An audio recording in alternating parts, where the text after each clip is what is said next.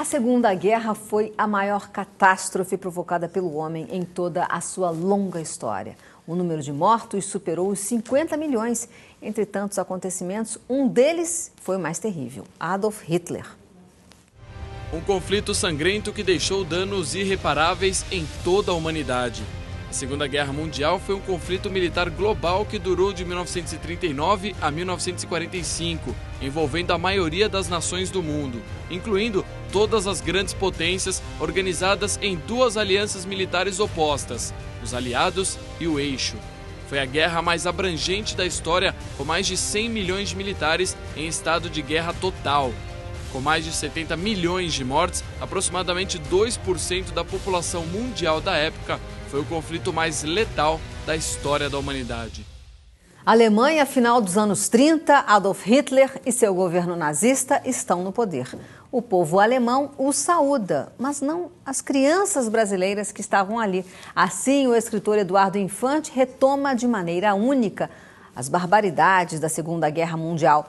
Ele está aqui para conversar com a gente sobre o livro Alemanha 1938, um militar brasileiro e sua família na Alemanha nazista. Boa tarde, Eduardo. Boa tarde, Adriana. Seja muito bem-vindo. Obrigado. Bom, vamos começar a perguntar aqui. Por meio de relatos dos seus familiares e também de informações, né, fornecidas pelo Exército Brasileiro, nesse livro você conta como seu avô, Marechal Gélio, que aliás você dedica a ele o livro, né, de Araújo, Gélio de Araújo Lima, que na época era major, levou sua esposa, Dona Alba, e suas 4 filhas, né? Como foi a captação dessas informações todas aí com a família? Bom, essa história eu escuto desde criança, né? Principalmente a minha mãe. Minha mãe é a irmã mais velha, então a lembrança dela é muito forte daquela época, né? E então eu cresci ouvindo essa história, cresci achando a história muito interessante. E para mim sempre isso pareceu um enredo de filme. Eu sempre gostei de filme, então para mim isso estava mais para um filme do que para um livro. E quando eu resolvi escrever o livro, eu falei, bom, primeiro eu vou pegar o relato da minha mãe e das minhas tias. Meu avô e minha avó já haviam falecido naquela altura.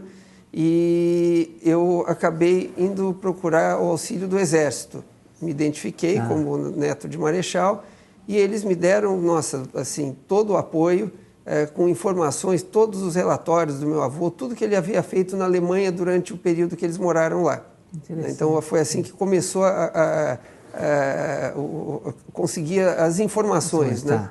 O Eduardo, então a sua mãe era uma dessas crianças brasileiras que estavam ali vendo a evolução do nazismo. E quantos anos tinha a sua mãe na época? E ela já tinha consciência do que estava acontecendo através do seu avô, né? Já, ela foi para lá com 11 anos, né? Então, minha mãe com 11, uma outra tia com 10, uma outra com 8 e uma pequenininha que tinha 3 anos, se não me falha a memória, quando foi, voltou com 5, né? Eles ficaram 2 anos lá.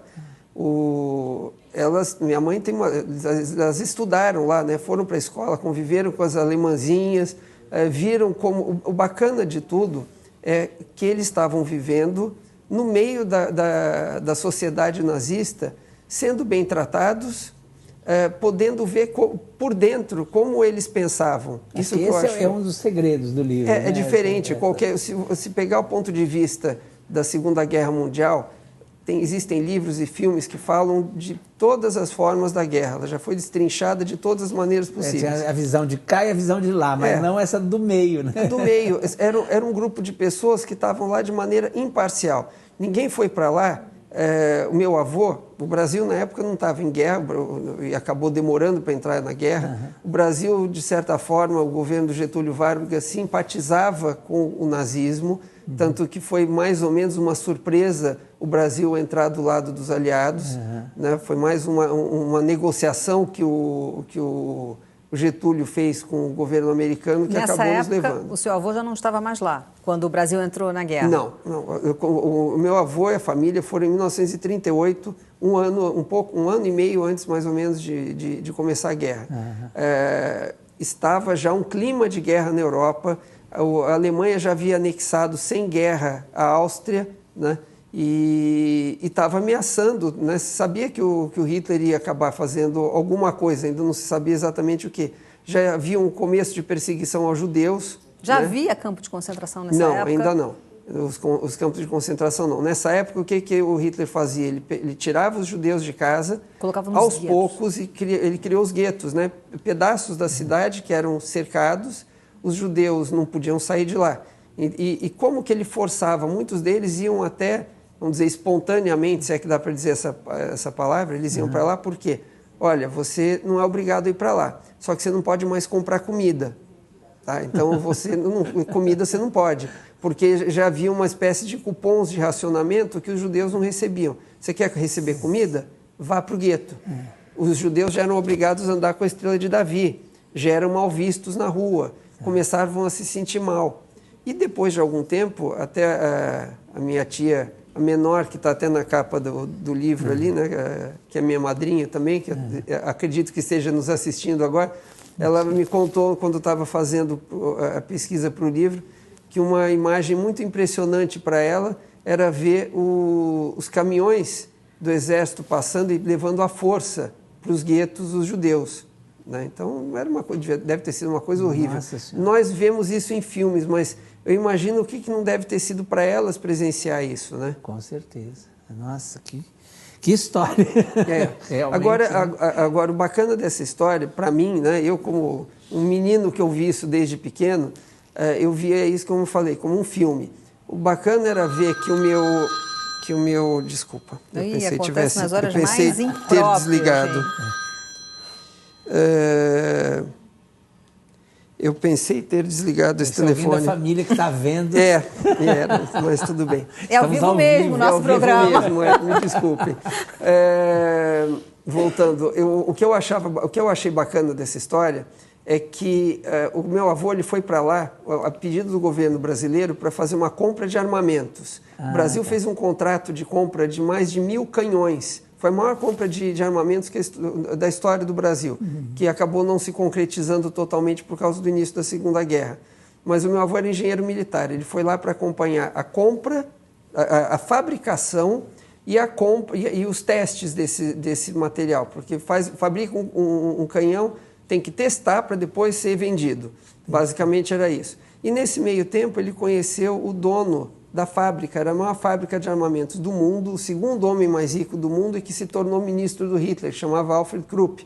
Ficou amigo dele, começou a frequentar as festas na casa dele, conheceu ministros do Hitler, só não conheceu o próprio Hitler. Minha mãe e as minhas tias chegaram a ver o Hitler de longe, passando, né?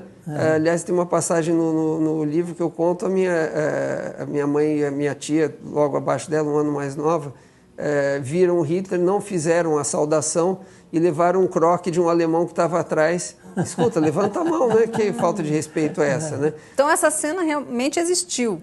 O quê? Essa cena, essa parte que você disse que o povo alemão saudava o Hitler e as suas tias não. Exatamente. As crianças brasileiras não. Quer dizer que foi uma cena real. Foi, aliás, exatamente. Os brasileiros são muito pouco citados nessa história toda, né? Como é que você localizou esses brasileiros todos e como é que você coloca eles no livro? Não, no livro eu falo só da família do meu avô. Tá. Só. O pouco que eu falo, mas muito de passagem, é do resto do grupo de brasileiros que foi, porque meu avô era o chefe de uma equipe militar, né, de engenheiros, foram outros engenheiros, poucos com as suas famílias, né? Tá. Mas que eu cito, até tem um que era o melhor amigo do meu avô, Marechal Lacerda, que na época também na época ele era coronel, era chefe do meu avô, eu cito um pouco sobre ele também no livro, né? Olha, Eduardo, eu acho fascinante essa forma totalmente diferente de contar essa história e a gente precisa cada vez mais de relatos sobre a guerra, porque eu já vi um filme também que às vezes mostra que as pessoas estavam ali presenciando o início da guerra, os judeus sendo levados para os guetos e muita gente não se dava conta do que realmente estava acontecendo. Mas parece que a sua família se dava conta disso e era contra.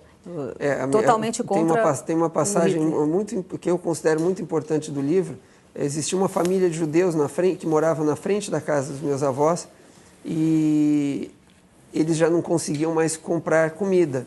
O marido, né, o pai da família, já havia sumido, né, só estava a mãe e uma filha pequena, que era amiga das minhas tias, da minha mãe.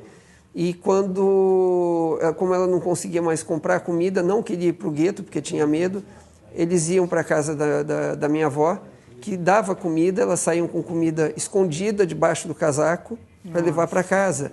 E também havia o perigo do meu avô e da minha avó serem descobertos por estarem ajudando os judeus, né? Então, mas é impressionante. Um belo dia eles acordam de manhã e veem a casa toda destruída, os móveis no meio da rua pegando fogo. Quer dizer, a menininha e a mãe também foram levadas, né? Sem dúvida, a gente tem que agradecer a você por recontar essa história e uma história que precisa sempre ser lembrada. Muito obrigada, Eduardo, pela sua presença aqui. Mais uma vez eu que agradeço.